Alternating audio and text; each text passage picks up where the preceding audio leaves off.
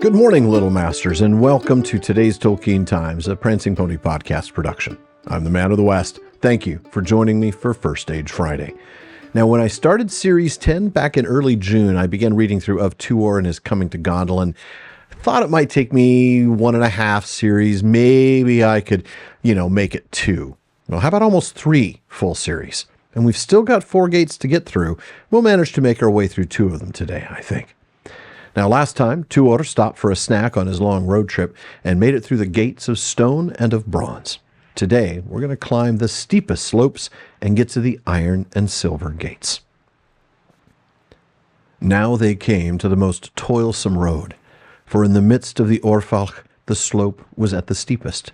And as they climbed, Tuor saw the mightiest of the walls looming dark above him. Thus, at last, they drew near the 4th gate, the gate of writhen iron. High and black was the wall, and lit with no lamps. 4 towers of iron stood upon it, and between the 2 inner towers was set an image of a great eagle wrought in iron, even the likeness of King Thrandur himself, as he would alight upon a mountain from the high airs. But as Tuor stood before the gate, it seemed to his wonder that he was looking through boughs and stems of imperishable trees into a pale glade of the moon, for a light came through the traceries of the gate, which were wrought and hammered into the shapes of trees with writhing roots and woven branches laden with leaves and flowers. And as he passed through, he saw how this could be, for the wall was of great thickness, and there was not 1 grille, but 3 in line, so set that to one who approached in the middle of the way, each formed part of the device, but the light beyond was the light of day. For they had climbed now to a great height above the lowlands where they began, and beyond the iron gate the road ran almost level. Moreover, they had passed the crown and heart of the Echoriath, and the mountain towers now fell swiftly down towards the inner hills, and the ravine opened wider, and its sides became less sheer. Its long shoulders were mantled with white snow, and the light of the sky, snow-mirrored, came white as moonlight through a glimmering mist that filled the air.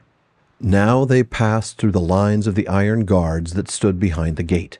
Black were their mantles and their mail and long shields, and their faces were masked with visors, bearing each an eagle's beak. Then Elemmekil went before them, and they followed him into the pale light.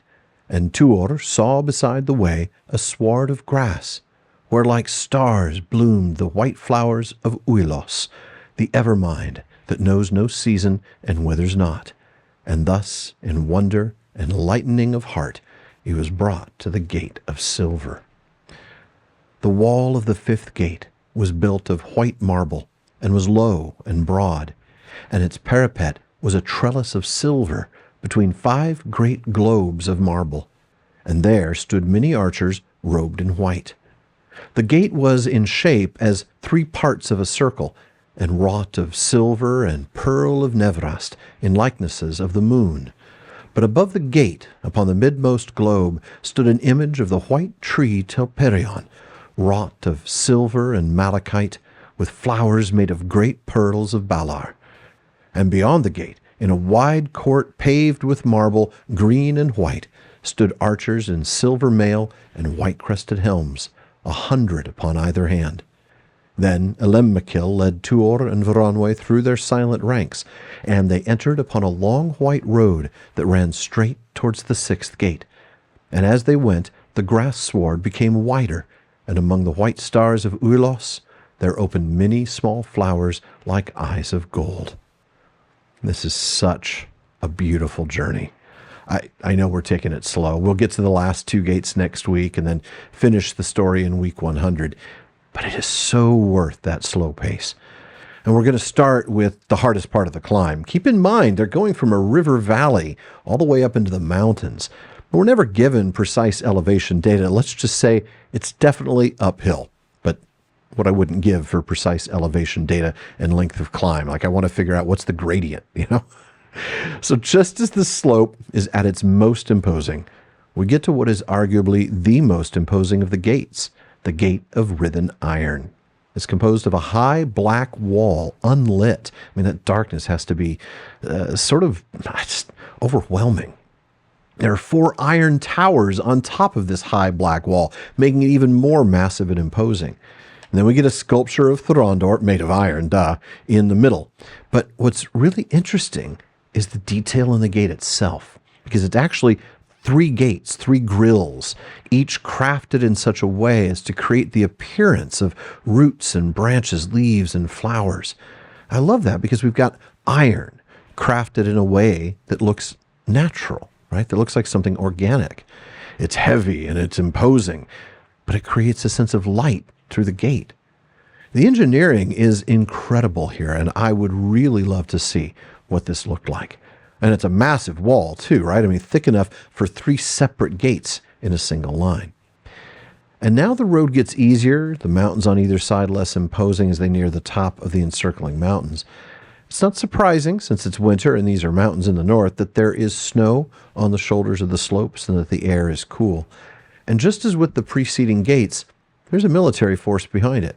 In this case, the Iron Guards, with black cloaks, armor, and shields, and with that interesting eagle's beak helmet. But oh, what they see next is beautiful.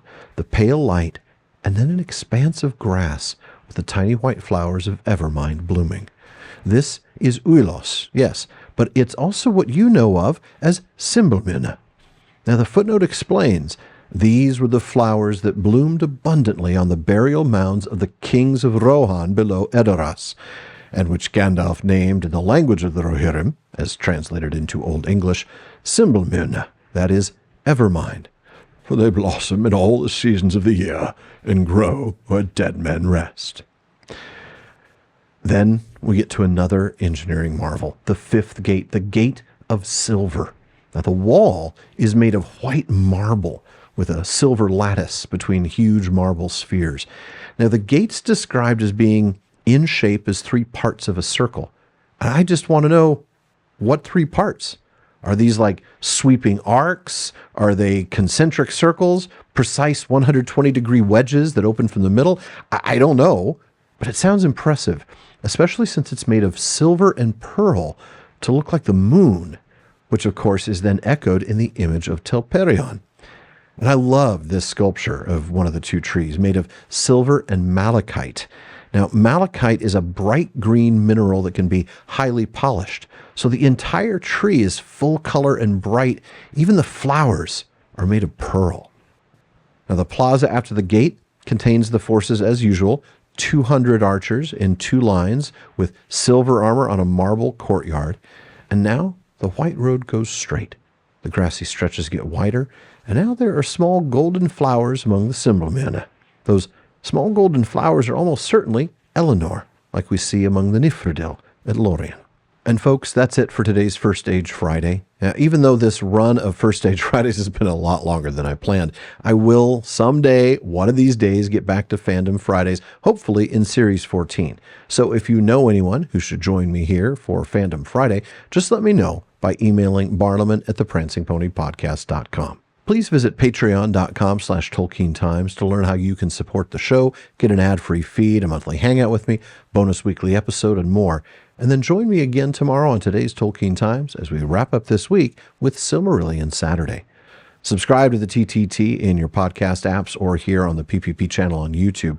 And be sure you're following @PrancingPonyPod on social media. And finally, as Faramir says, go with the goodwill of all good men.